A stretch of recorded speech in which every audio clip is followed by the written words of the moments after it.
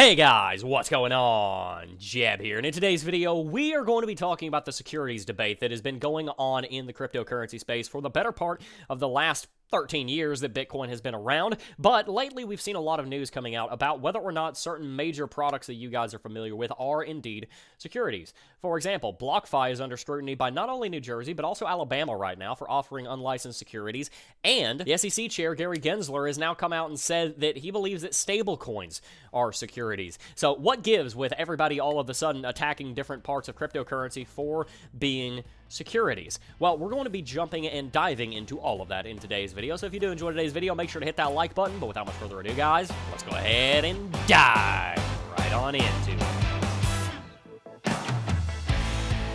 Our story starts with a release on New Jersey's governmental site. New Jersey Bureau of Securities orders cryptocurrency company Blockfi to stop offering interest-bearing accounts. Acting Attorney General Andrew J. Brook today announced that the Bureau of Securities has issued a summary cease and desist order to stop a financial services company based in Jersey City from selling unlicensed securities in the form of interest-earning cryptocurrency accounts that have raised at least $14.7 billion worldwide. Blockfi, through its affiliates Blockfi Lending LLC and Blockfi Trading LLC, have been funding its cryptocurrency lending operations and proprietary trading, at least in part, through the sale of unlicensed securities in violation with securities law, according to the order of the Bureau issued yesterday. So New Jersey claims that Blockfi and its products are indeed unregistered securities. Interesting.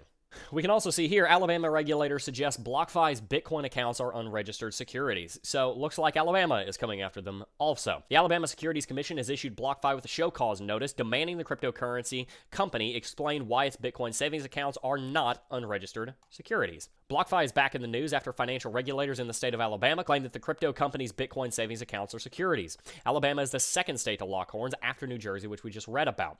Instead of forcing the company to halt operations for Alabamans, the Alabama Securities Commission has issued a show cause notice. In it, Director Joseph Borg has ordered BlockFi to explain why they should not be directed to cease and desist from selling unregistered securities in the state of Alabama. The accounts can earn users up to 8.5% on their crypto holdings, including Bitcoin, Tether, and Litecoin. The product's popularity has also raked in nearly $15 billion for BlockFi. So we're going to analyze what all this means, but first let's also read this article about the SEC. U.S. Securities and Exchange Chairman hints some stablecoins are securities. Stock tokens and stablecoins backed by securities might be treated as securities under new law, SEC Chair Gary Gensler has said.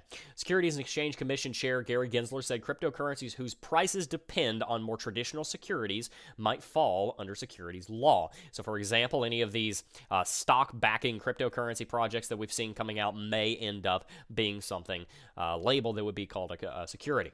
Speaking to the American Bar Association on Tuesday, Gensler said some platforms are offering crypto tokens that are priced off securities and resemble derivative products, which he's absolutely right. That is occurring.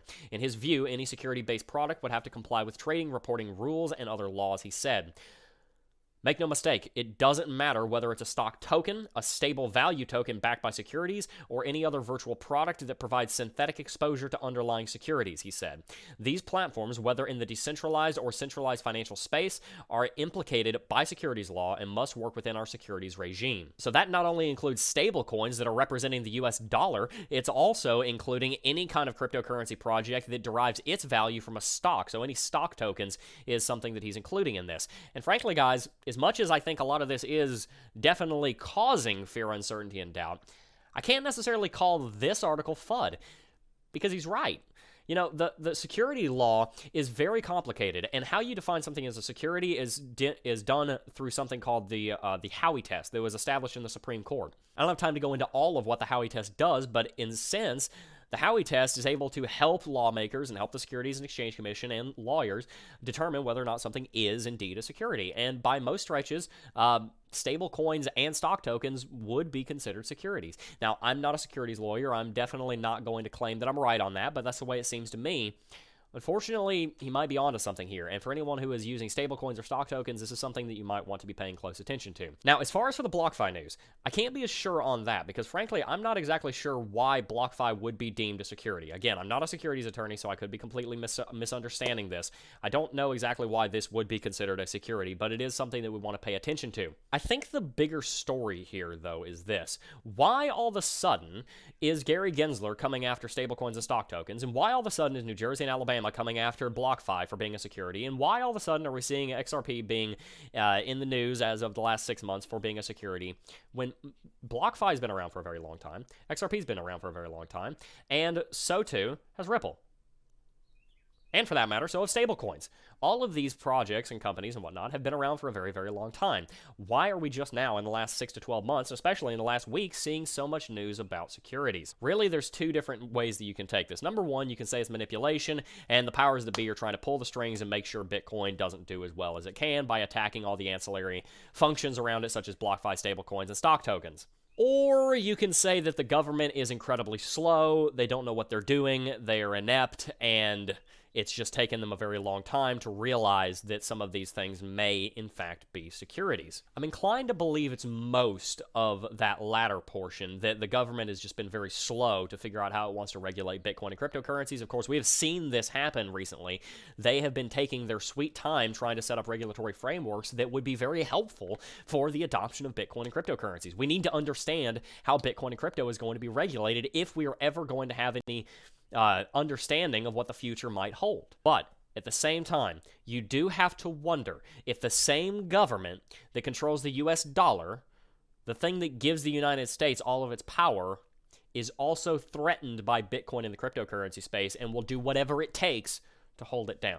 I don't know. I can't say, but it's something we need to keep in mind. The government definitely does not want Bitcoin to succeed because it is a threat to the hegemony of the US dollar, and the government of America is naturally not going to be excited to see their power taken away from them. As far as what is actually going on here, though, guys, I would be very careful in using BlockFi and pay very close attention to their Twitter account. And as far as anyone using stablecoins, nothing has changed so far, but definitely keep in mind that the days of stablecoins could, in theory, be coming to an end. Should we be scared of this, though? No. Obviously not. The answer is no. We should not be freaked out because BlockFi is under attack and because stablecoins are under attack and stock tokens are under attack. We should, however, make sure that we are vigilant in understanding what is going on, make sure that we are understanding which direction the law is moving, and making sure that we are in full compliance with it so that we can have the most amount of reward come to us as possible. So guys, that's my take on it. The reason I'm wearing these headphones is because the only microphone I have in this entire house that works is this little dude. And apparently it actually sounds okay. I didn't expect it. But anyway, guys, be praying for me. I'm feeling a little bit better. Hopefully that trend will continue. We will be back in office next week, so I'm looking forward to that. But anyway, guys, that is going to wrap it out for today's video. If you did enjoy today's video, make sure to smash that like button. But before I go, though, I do just first want to thank each and every single last one of you for watching, as always, and I will see you guys in the next video. Peace. Oh, I got a real good